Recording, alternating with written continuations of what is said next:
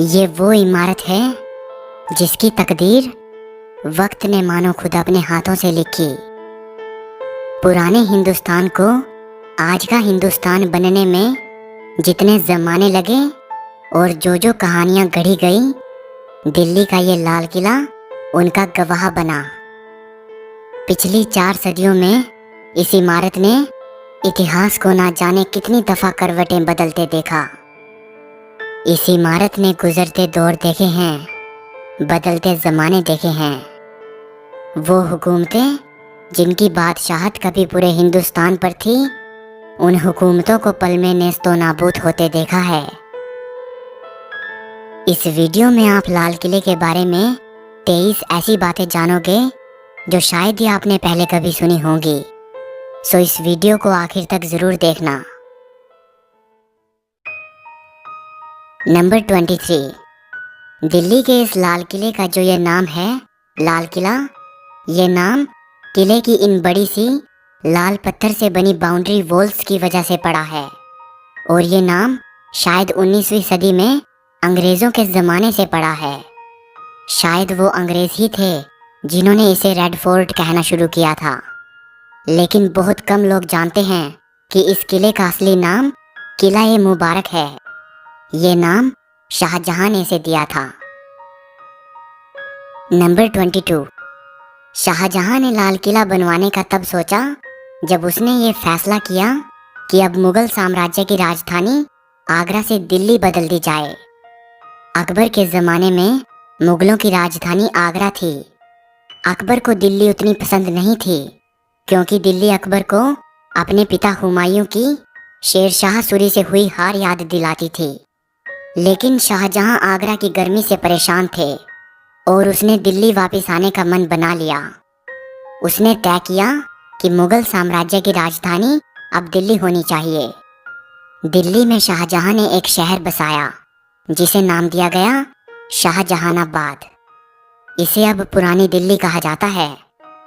इसी शहर के बीच में भव्य लाल किले का निर्माण शुरू हुआ। नंबर 21, 1638 में शाहजहां ने लाल किला बनवाने का हुक्म दिया और पूरे 10 साल बाद 1648 में लाल किला बनकर तैयार हुआ।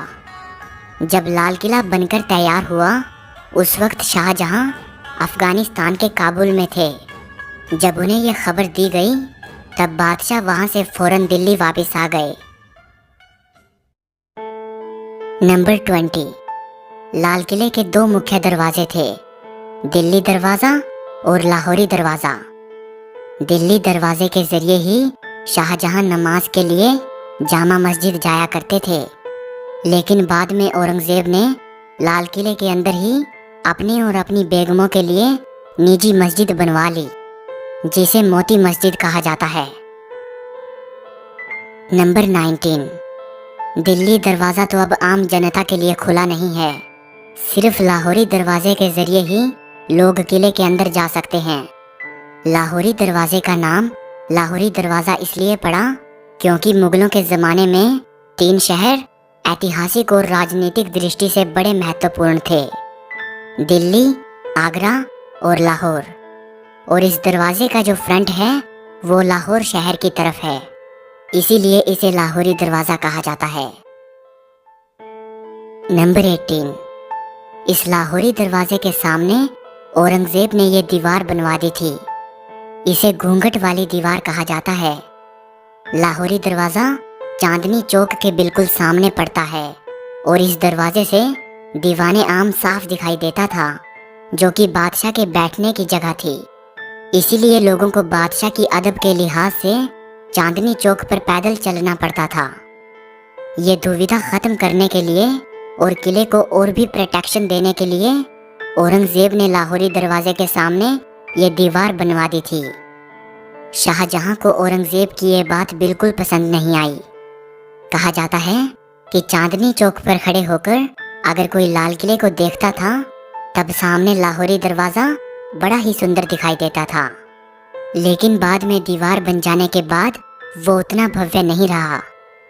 जब ये दीवार बनवाई गई उन दिनों शाहजहां आगरा में कैद थे। आगरा से ही शाहजहां ने औरंगजेब को एक खत लिखा था। खत में शाहजहां ने लिखा था कि बेटे, दीवार बनवाकर मानो तुमने किले की दुल्हन के चेहरे पर घूंघट डाल दिया है। नंबर 17। इसी घूंघट वाली दीवार पर खड़े होकर 15 अगस्त 1947 को प्रधानमंत्री पंडित नेहरू ने पहली बार आज़ाद भारत का तिरंगा झंडा फहराया था। तब से लेकर आज तक ये सिलसिला हर साल दोहराया जाता है। नंबर 16। लाहौरी दरवाजे से अंदर जाते ही लाल किले का मीना बाजार शुरू हो जाता है। इसे छत्ता बाजार भी कहते हैं। ये बाजार शाहजहां ने अपनी बेगमों के लिए बनवाया था। किले में जिन चीज़ों का इस्तेमाल होता था उस तरह का सामान इस बाजार में मिलता था। एक ज़माना था जब अरब और फारस जैसे देशों से व्यापारी अपना सामान लेकर यहाँ आते थे, जिसे वो बादशाह की बेगमों और शहजादियों को बेचते थे। अच्छी बात यह है कि ये बाजार 350 साल बाद आज भी अपनी उन्हीं रंगीनियों के साथ जिंदा है और आज भी लोग यहाँ से तरह तरह का साजो सामान खरीद कर ले जाते हैं। नंबर 15। छत्ता बाजार ख़त्म होते ही सामने दिखाई पड़ता है नौबत खाना। नौबत खाने की ऊपरी मंजिल पर म्यूजिशियंस बैठते थे और यहाँ दिन में 5 बार नौबत बजती थी, अलग अलग वक्त को बतलाने के लिए। नौबत खाने में बादशाह के आने की घोषणा करने के लिए भी नौबत बजा करती थी।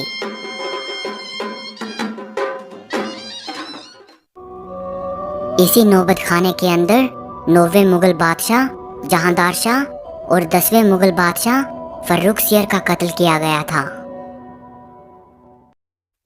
नंबर 14। नौबत खाने के बिल्कुल सामने पड़ता है दीवाने आम। नाम से ही अंदाजा हो जाता है, दीवाने आम यानी ऐसा शाही दरबार जो आम लोगों के लिए लगता था। दीवाने आम में मौजूद इस ऊंचे सिंहासन पर बैठकर बादशाह आम लोगों की समस्याएं सुनते थे और उनका समाधान करते थे। बादशाह के इस सिंहासन को नशे मने जिले इलाही कहा जाता था, यानी ऐसा स्थान जिस पर ईश्वर की छाया हो। इस सिंहासन के नीचे संगमरमर का एक बड़ा ही सुंदर तख्त रखा है, जिस पर खड़े होकर वजीर बादशाह को आम लोगों की परेशानियां पढ़कर सुनाता था या कोई गुजारिश पेश करता था। दीवाने आम के सिंहासन की इस पिछली दीवार पर संगमरमर का पत्थर लगा हुआ है। इस पत्थर पर इतनी खूबसूरत चित्रकारी की गई है जिसकी मिसाल दी नहीं जा सकती। ये चित्रकारी फ्रेंच आर्टिस्ट ऑस्टन द बोर्डो द्वारा की गई थी। नंबर 13। लाल किले की अगली इमारत है दीवाने खास, यानी ऐसा दरबार जहां बादशाह अपने खास लोगों से मिला करते थे, जैसे बादशाह के मंत्री, सलाहकार और उनके मेहमान वगैरह। दीवाने खास की ये पूरी इमारत संगमरमर की बनी हुई है। इसी दीवाने खास में बादशाह का वो आलीशान सिंहासन रखा हुआ था जिसके चर्चे सिर्फ हिंदुस्तान में ही नहीं बल्कि विदेशों में भी थे। बादशाह के इस सिंहासन का नाम था तख्ते ताऊस, यानी पीकॉक थ्रोन। पीकॉक थ्रोन सोने चांदी और कीमती हीरे जवाहरातों से बना हुआ सिंहासन था। इसके ऊपरी सिरे पर हीरे मोतियों से बने 2 मोर थे और इसी पीकॉक थ्रोन में भारत का सबसे बेशकीमती हीरा कोहिनूर जड़ा हुआ था। पीकॉक थ्रोन की कीमत 17वीं सदी में भी कई करोड़ों में आकी गई थी। फिर 1739 में ईरान का बादशाह नादिर शाह भारत आया। उसने दिल्ली पर हमला बोल दिया। उसकी सेनाओं ने दिल्ली को जमकर लूटा और वो लाल किले की कई बेशकीमती चीज़ों के साथ पीकॉक थ्रोन और कोहिनूर हीरा भी लूट के ले गया। कहा जाता है कि दिल्ली को लूटने के बाद जब नादिर शाह और उसकी सेना ईरान वापस जा रही थी तो रास्ते में उन पर लुटेरों ने हमला कर दिया और कई चीज़ें लूट ली। उनमें से एक पीकॉक थ्रोन भी था। लुटेरों ने पीकॉक थ्रोन को तोड़कर उसके कई हिस्से कर दिए और उसे आपस में बांट लिया। कहा जाता है कि पीकॉक थ्रोन के टूटे हुए निचले हिस्से को आखिरी बार तेहरान के एक म्यूजियम में देखा गया था। तख्ते ताउस में बैठकर बादशाह दीवाने खास में अपने खास लोगों से मिलते थे और सलाह मशवरा करते थे। दीवाने खास लाल किले का सबसे खूबसूरत महल हुआ करता था। इसकी खूबसूरती का अंदाज़ा आप इसी बात से लगा सकते हैं कि इस महल की पूरी छत चांदी की हुआ करती थी। बाद में उस चांदी की छत को निकाल लिया गया। इसकी संगमरमर की दीवारों पर जगह जगह पर कीमती पत्थर और नगीने जड़े हुए थे, जिन्हें लोग निकाल कर ले गए। अब उनके सिर्फ निशान बाकी हैं। इसी दीवाने खास में फारसी की वो मशहूर पंक्तियां लिखी हैं। अगर फिरदौस बर्रुए ज़मी अस्त, हमी अस्तो हमी अस्तो हमी अस्त। अगर धरती पर कहीं स्वर्ग है तो वो यही है, यही है, यही है। नंबर 12। किले के अंदर अगर कोई सबसे सुंदरतम रचना थी तो वो थी नहर बहिश्त, यानी स्वर्ग की नहर। इस नहर को शाहजहां ने जन्नत की परिकल्पना पर बनवाया था। नहर बहिश्त जब महलों के अंदर से होती हुई बाग बगीचों के पास से बहती थी, तब मानो स्वर्ग जैसा एहसास करवाती थी। इसके बहने से पानी की बड़ी मधुर आवाज पैदा होती थी। नहर बहिश्त में फव्वारे बने हुए थे। इससे निकलते फव्वारे मानो गर्मियों में भी सावन का एहसास करवाते थे। वैसे तो नहर बहिश्त लाल किले के अंदर कई जगह से बहती थी, लेकिन इसे महलों के बीच में से इसलिए बनाया गया था ताकि नहर के पानी से महलों के अंदर ठंडक रहे। नहर बहिश्त में पानी को चलाए रखने के लिए यमुना नदी से पानी उठाया जाता था। नंबर 11। शाहजहां ने अपनी रानियों और किले की अन्य शाही औरतों के लिए जो महल बनवाए थे, उनमें पहला महल है रंग महल। ये बहुत ही बड़ा महल है। इस महल के बीच से नहर बहिश्त बहा करती थी, जो इसे गर्मियों में भी ठंडा रखती थी। अंग्रेज़ों ने अपनी हुकूमत के दौरान रंग महल को रसोई घर में बदल दिया था। इस महल की दीवारों पर बेशकीमती पत्थर और मोती जड़े हुए थे। दीवारों पर उन पत्थर और मोतियों के उखाड़े जाने के निशान देखे जा सकते हैं। नंबर 10। अगली इमारत है मुमताज़ महल। ये महल भी किले में रहने वाली शाही परिवार की औरतों के लिए था। इस महल का नाम शाहजहां ने अपनी प्रिय बेगम मुमताज़ के नाम पर रखा था, जिसकी मृत्यु काफ़ी समय पहले हो चुकी थी। इस महल में बादशाह और शहजादों के अलावा किसी और को आने की इजाज़त नहीं थी। जब अंग्रेज़ों ने लाल किले पर कब्ज़ा कर लिया, उसके बाद मुमताज़ महल को उन्होंने जेल खाने में बदल दिया था। नंबर 9। रंग महल के पास मौजूद है खास महल। खास महल बादशाह का अपना निजी महल था। इस बड़ी सी इमारत के 3 मुख्य कमरे हैं। पहला तस्बीह खाना। इस कमरे में बैठकर बादशाह इबादत करते थे। दूसरा है ख्वाबगाह, यानी सपनों का महल। ये बादशाह का बेडरूम था। और तीसरा है बड़ी बैठक। यहाँ बादशाह फुर्सत की घड़ियों में बैठते थे और आराम फरमाते थे। नंबर 8। लाल किले में एक खूबसूरत बाग हुआ करता था, जिसे हयात बख्श बाग कहा जाता था। हयात बख्श बाग का मतलब होता है जिंदगी देने वाला बाग।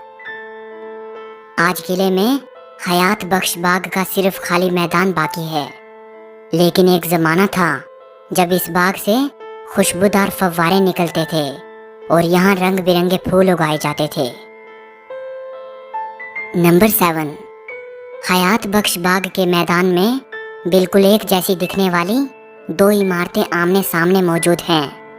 एक इमारत का नाम है सावन और दूसरी का भादों। क्योंकि फारसी मुगल दौर की आम बोलचाल की भाषा थी, इसीलिए किले में और जितनी भी इमारतें, महल और दूसरी चीज़ें मौजूद हैं, उन सभी के नाम फारसी भाषा में रखे गए थे, सिवाय इन 2 इमारतों के। इन इमारतों के नाम हिंदी महीनों के नाम पर रखे गए थे। जब कभी दिल्ली में बारिश होती थी तब एक इमारत में शाही परिवार के पुरुष और दूसरी में शाही औरतें बैठकर बारिश का आनंद लेती थी। नंबर 6, लाहौरी दरवाजे और दिल्ली दरवाजे के बाद लाल किले का एक तीसरा दरवाज़ा भी है जिसे यमुना गेट कहते हैं। ये दरवाज़ा नीचे से यमुना नदी की तरफ जाता था जहां बादशाह की नाव लगी होती थी। बादशाह नाव में बैठकर यमुना नदी के जरिए दिल्ली से दूसरे शहरों में जाते थे।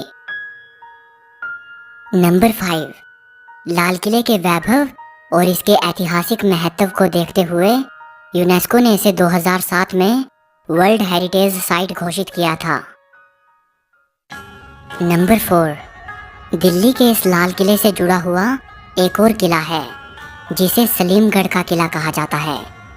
सलीमगढ़ के किले को शेर शाह सूरी के बेटे सलीम शाह सूरी ने 1546 में बनवाया था। सलीमगढ़ का किला लाल किले से एक पुल के जरिए जुड़ा हुआ है। नंबर 3, लाल किले में एक और सुंदर बाग हुआ करता था जिसे मेहताब बाग कहते थे। इसे अंग्रेजों ने नेस्तो नाबूद कर दिया था और इस बाग की जगह पर फौजियों के लिए बैरक बनवा दिए गए। अंग्रेजों ने लाल किले की कई इमारतों को तोड़कर वहां अपनी ज़रूरत के हिसाब से बैरक और परेड ग्राउंड बनवा दिए।